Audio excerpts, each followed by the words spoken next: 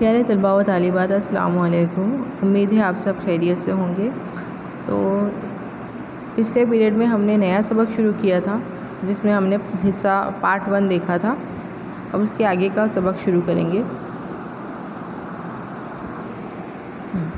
Asia में आज़ाद मुल्कों का उरूज।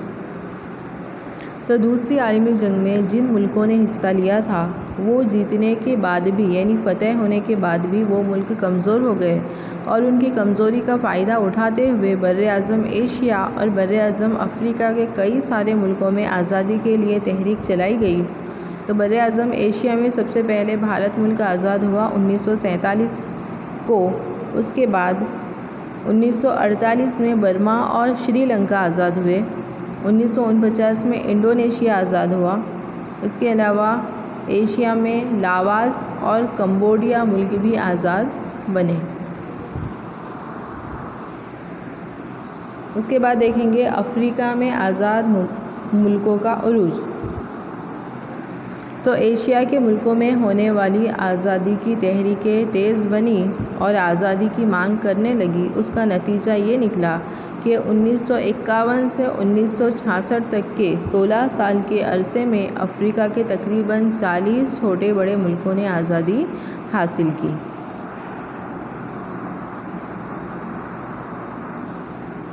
उसके बाद है गैर जानिबदाराना तहरीकें। तो दूसरी आलमी जंग के बाद दुनिया की दो अजीम ताकतों में दुनिया तकसीम हो गई, एक अमेरिका दूसरा रूस। दो मुखालिफ फ़ौजी गिरोह अमेरिका और रूस के साथ कई ममालिक शामिल हुए और कई ममालिक शामिल नहीं हुए। तो जिन मुल्कों ने अमेरिका और रूस के फ़ौजी गिरोह में शामिल ना होकर अलग रहने की पॉलिसी अपनाई उसे गैर जानिबदाराना पॉलिसी कहा जाता है। तो भारत के वज़ीर आज़म जवाहरलाल नेहरू, इंडोनेशिया के राष्ट्रपति सुकर्नो, मिस्र के राष्ट्रपति कर्नल नासिर, यूगोस्लाविया के राष्ट्रपति मार्शल टिटो ने गैर जानिबदाराना पॉलिसी को अपनाया। उसके बाद इंडोनेशिया के बांडुंग शहर में एक मजलिस मुनक़्क़द की गई 1955 में और इस मजलिस में एशिया के 23 और अफ्रीका के 6 मुल्कों के नुमाइंदों ने शिरकत की थी। तो इस मजलिस में गैर जानिबदार ममालिक के इत्तेहाद का खाका और मुस्तक़बिल में होने वाले काम तय किए गए। भारत के पहले वज़ीर आज़म पंडित जवाहरलाल नेहरू की नुमाइंदगी में भारत ने गैर जानिबदाराना पॉलिसी की तहरीक की बेहतरीन सरबराही की। नेहरू का ख़याल था कि किसी भी इक़्तिदारी गिरोह या फ़ौजी गिरोह में शामिल होने की बजाय गैर जानिबदार रहकर अपने मुल्क की तरक्की की जा सकती है।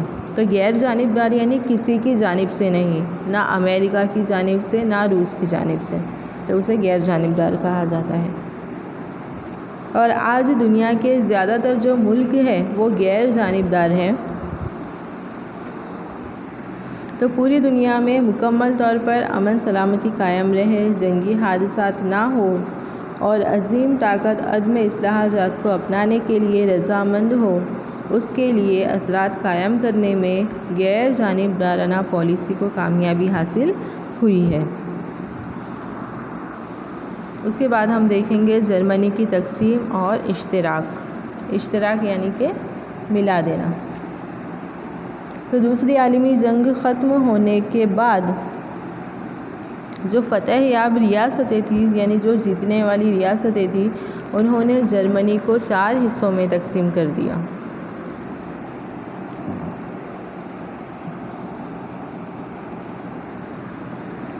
और उसका इंतज़ाम इस तरह किया गया कि सोवियत यूनियन यानी कि रूस को सोवियत यूनियन भी कहा जाता है। तो इसका इंतज़ाम इस तरह किया गया कि रूस की रेड आर्मी ने मशरिकी हिस्से पर अपना फ़ौजी कब्ज़ा कायम किया, जिसकी वजह से मशरिकी जर्मनी का इंतज़ाम रूस को सौंपा गया था।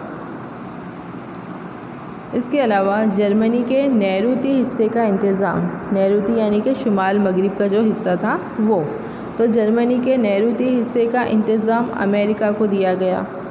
फ्रांस के करीब वाक़ई इलाकों का इंतज़ाम फ्रांस को दिया गया इसके अलावा बेल्जियम से जो जर्मनी के इलाके जुड़े हुए थे उस इलाके का इंतज़ाम इंग्लैंड को यानी कि बरतानिया को सौंपा गया। इसके अलावा जर्मनी की जो राजधानी थी बर्लिन को भी 4 हिस्सों में तकसीम किया गया और इस तरह जर्मनी के लिए 4 ममालिक का इंतज़ामिया निज़ाम कायम किया गया था। तो अमेरिका, फ्रांस और बरतानिया, इनके पास जो जर्मनी के इलाके थे उन इलाकों का इश्तराक किया गया, यानी उन इलाकों को मिला दिया गया और उसे federal Republic of east Germany का नाम दिया गया। यानी ये इलाके इनके पास छोटे छोटे थे और उसका इंतज़ामिया चलाने में दुश्वारी पेश आ रही थी, इसलिए अमेरिका, फ्रांस और इंग्लैंड के पास जो इलाके थे जर्मनी के, उन तीनों इलाकों का इन्होंने इश्तराक कर दिया, यानी कि मिला दिया और उसे नाम दिया गया federal Republic of east Germany. इस तरह मगरिबी जर्मनी के 3 हिस्सों का इश्तराक किया गया, यानी कि मिला दिया गया। और इसी तरह जो बर्लिन थी, राजधानी थी, तो बर्लिन के भी 3 हिस्सों का इश्तराक किया गया। इस अमल की जवाबी कार्रवाई के तौर पर रूस ने बर्लिन की नाकाबंदी का ऐलान किया 1948 में। नतीजे में मगरिबी ममालिक यानी कि अमेरिका, फ्रांस, इंग्लैंड और रूस के दरमियान शदीद कशमकश पैदा हुई और इस दौरान मगरिबी बर्लिन और मशरिकी बर्लिन को अलग करने वाली एक 42 मीटर ऊंची दीवार तामीर की गई। अब मगरिबी बर्लिन किसके पास था? अमेरिका, फ्रांस और इंग्लैंड के पास। तो वहाँ पर जो निज़ाम चलता था वो जमहूरी निज़ाम था, वहाँ की जो आवाम थी वो आज़ाद थी। लेकिन मशरिकी बर्लिन में जो निज़ाम था वो कम्युनिस्ट निज़ाम था, वहाँ पर रूस की हुकूमत थी, वहाँ की जो आवाम थी वो आज़ाद नहीं थी। तो जो मशरिकी बर्लिन में आबाद जर्मन आवाम थी वो जुल्म सितम और तंग माहौल से निकलकर वो मगरिबी बर्लिन में जाना चाहती थी और आज़ाद रहना चाहती थी, अपने ख़ानदान, अफराद और अपने दोस्तों के पास जाना चाहती थी। इसलिए जो मशरिकी बर्लिन के लोग थे वो लोग दीवार फांद कर या बहरी रास्तों से तैर कर मगरिबी बर्लिन में जाने की कोशिश करने लगे। मशरिकी जर्मनी की कम्युनिस्ट सरकार भाग जाने की कोशिश करने वाले लोगों को गोली से हलाक करने के ज़ालिमाना कदम उठाए। इसमें बहुत से लोग हलाक हो गए, मारे गए। उसके बाद 4.5 साल के अरसे में मगरिबी जर्मनी ने ज़बरदस्त तरक्की की। उसने इक्तिसादी और कई शोबों में कामयाबी हासिल की जो जर्मनी का करिश्मा के तौर पर पहचानी जाती है।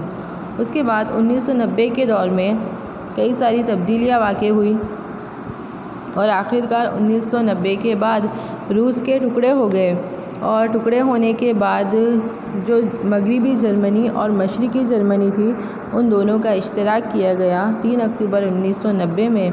बर्लिन की दीवार जो जर्मन अवाम की दुख, जुदाई और सख्त ज़ालिमाना जुल्म सितम की अलामत थी, उसे लोगों ने जोश जज्बे के साथ ख़त्म कर दिया और जर्मन की अवाम ने तहे दिल से अपनी खुशी का मुजाहरा किया।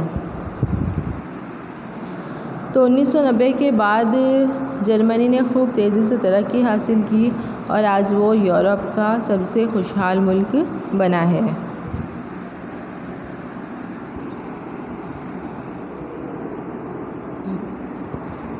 उसके बाद देखेंगे सोवियत यूनियन के टुकड़े यानी कि रूस के टुकड़े।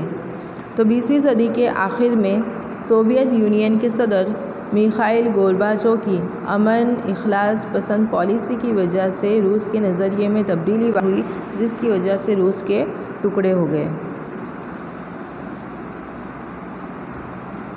तो मिखाइल गोर्बाचोव कम्युनिस्ट पार्टी के नए सदर के तौर पर 11 मार्च 1989 में इक़्तिदार पर फाइज हुए और वो रवादाराना रवैये के हामिल थे, यानी कि भाईचारे के वो हामिल थे। उन्होंने 2 तरह की पॉलिसी अपनाई, ग्लासनोस्ट यानी कि खुली हुई और पेरेस्ट्राइका यानी कि इक़्तिसादी और समाजी इस्लाह की पॉलिसी अपनाई। और इन पॉलिसी की वजह से रूस की जो मुश्तरका रियासतें थी वो एक के बाद एक आज़ाद होने का ऐलान करने लगी।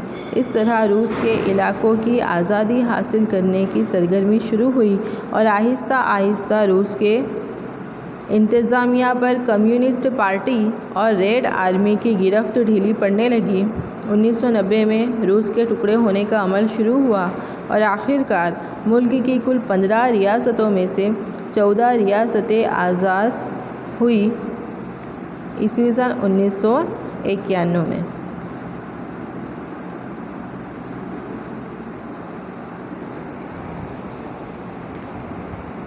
तो इसके आगे के जो पॉइंट है वो हम अगले पीरियड में पढ़ेंगे।